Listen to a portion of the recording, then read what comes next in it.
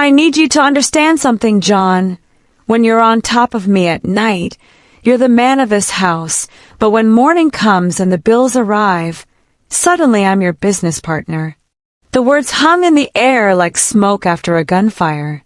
Priska stood in the doorway of their Victoria Island penthouse, her Hermes bag still on her shoulder, her eyes red not from tears, but from the kind of anger that burns slow and deep.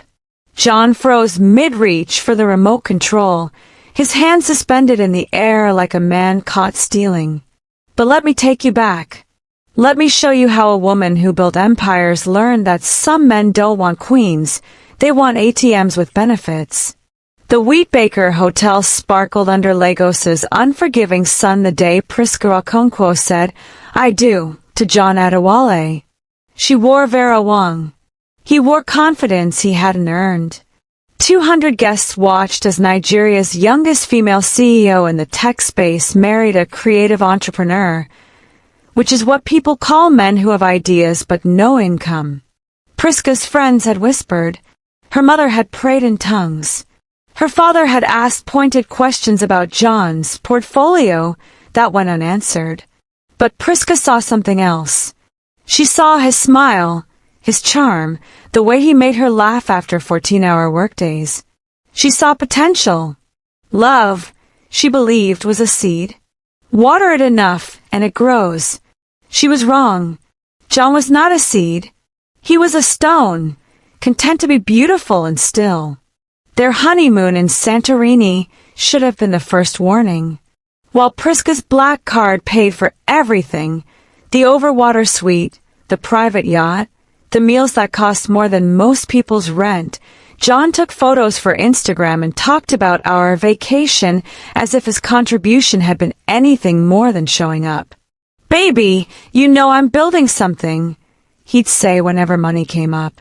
"My streetwear brand is about to blow. Just give me time." Time. That word became his favorite shield. Priska came home on a Tuesday evening to find John on the couch, gaming headset on, shouting at strangers on the internet about a football match. The kitchen was exactly as she'd left it that morning. The trash she'd asked him to take out 3 days ago sat by the door like a monument to his indifference. "John!" Her voice cut through the noise. He held up one finger. 1 minute.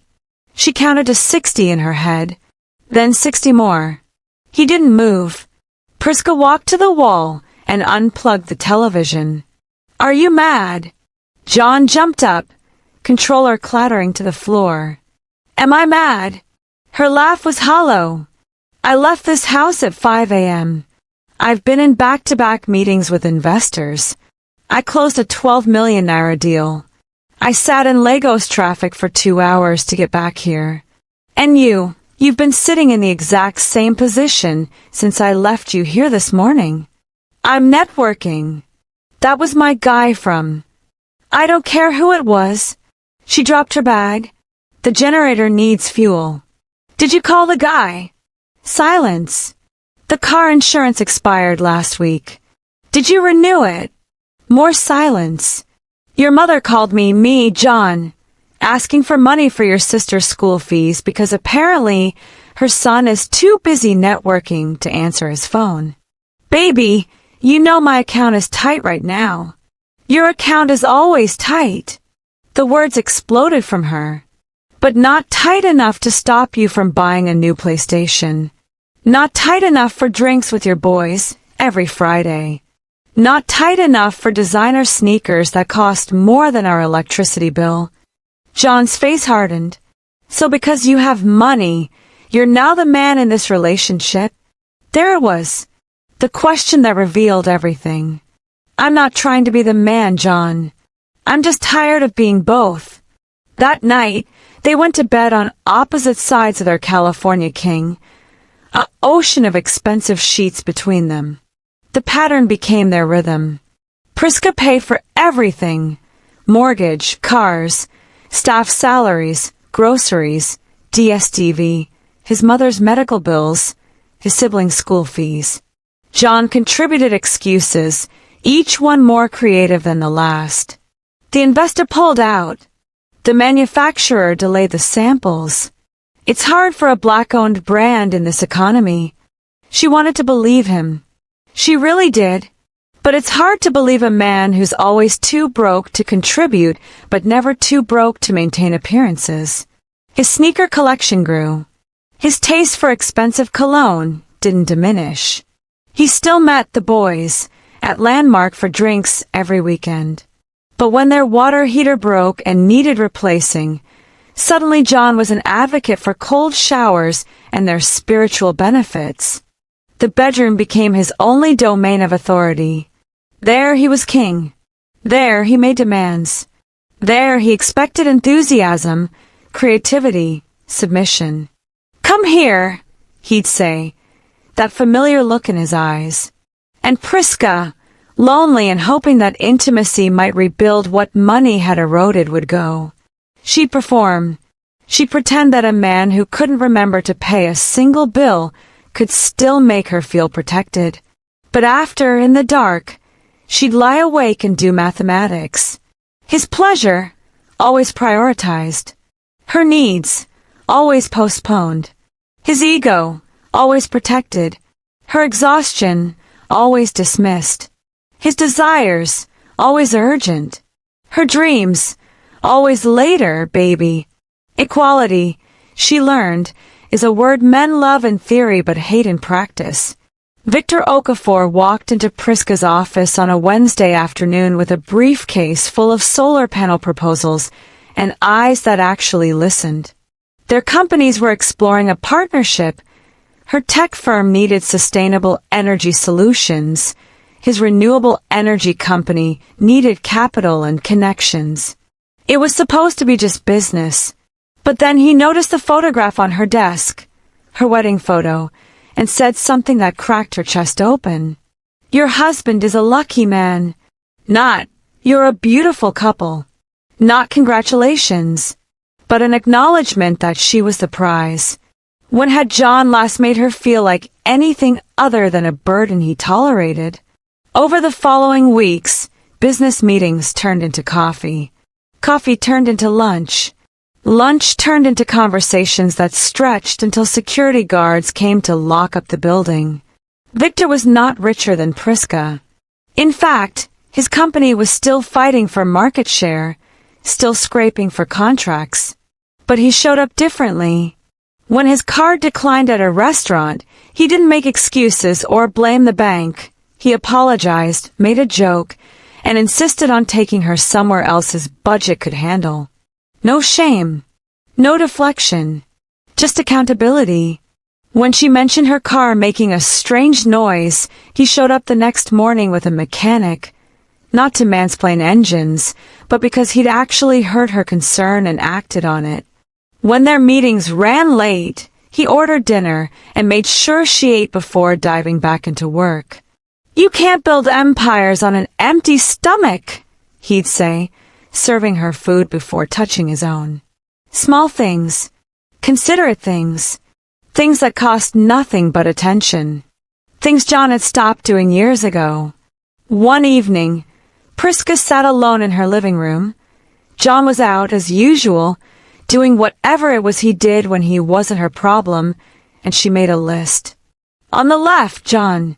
On the right, Victor, who remembers my meetings without me reminding them, who asks how my day was and actually wants the real answer, who makes me feel seen, not just seen with, who takes responsibility without needing applause. Every answer pointed right.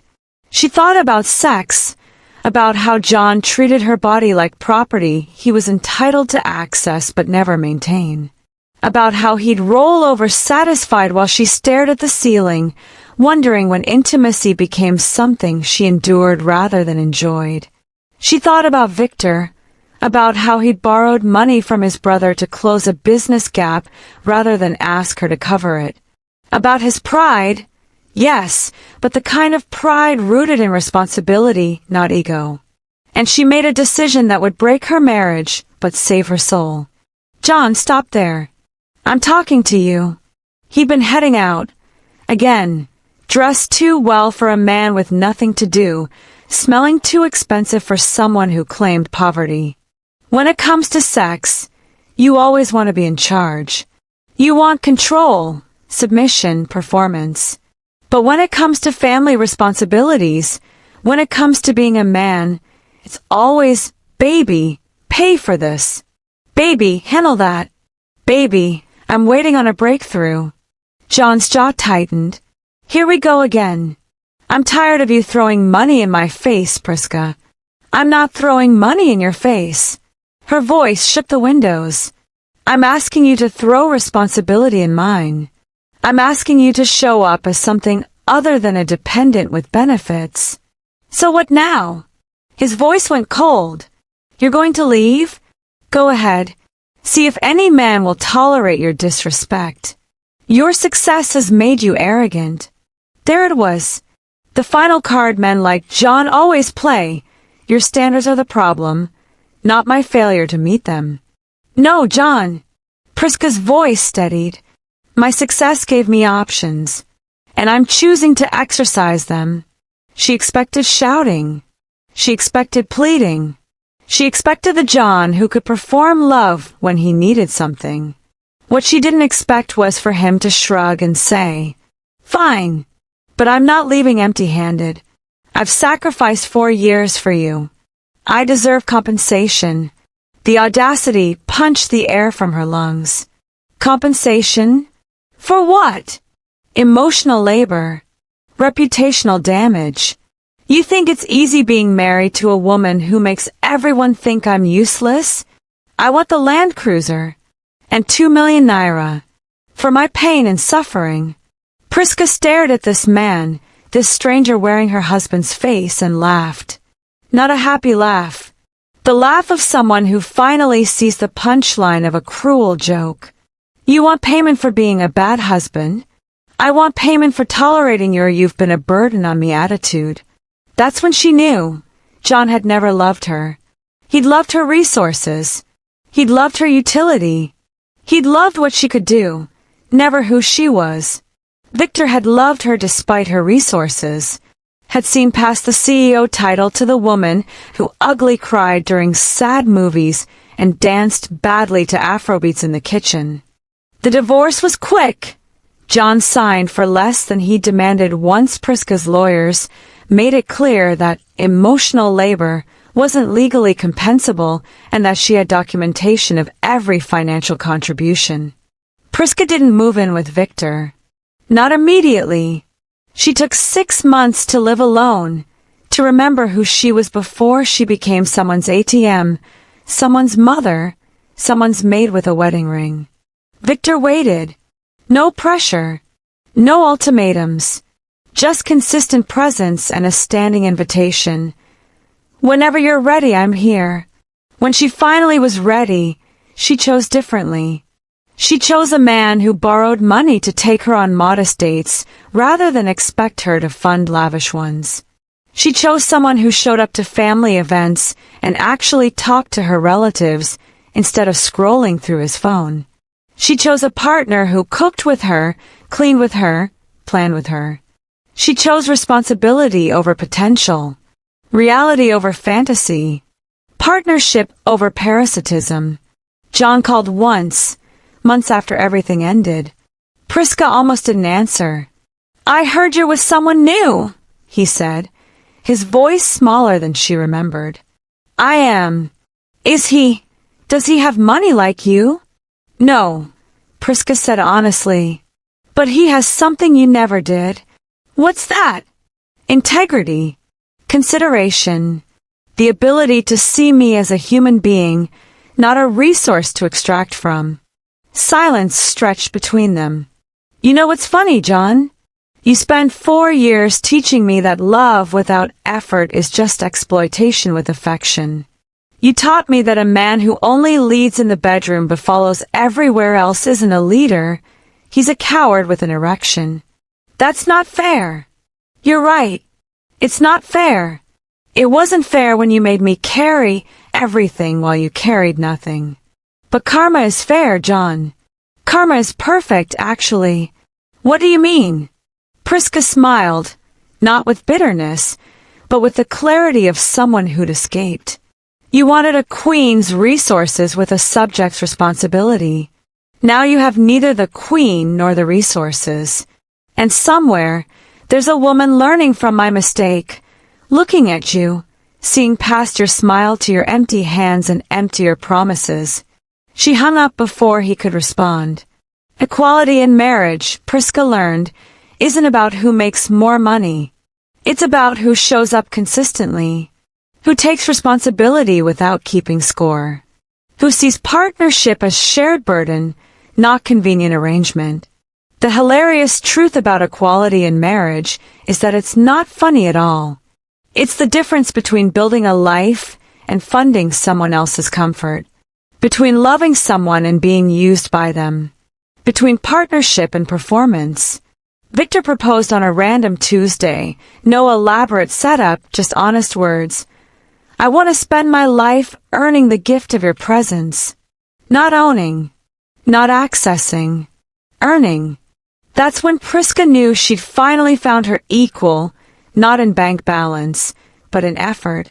Not in status, but in showing up. She said yes. And somewhere in Lagos, in a one-bedroom apartment he could barely afford, John scrolled through her Instagram, seeing her happiness, and finally understood the price of taking without giving. Karma didn't destroy him with drama. It simply let him keep himself, and showed him exactly how much that was worth. Nothing.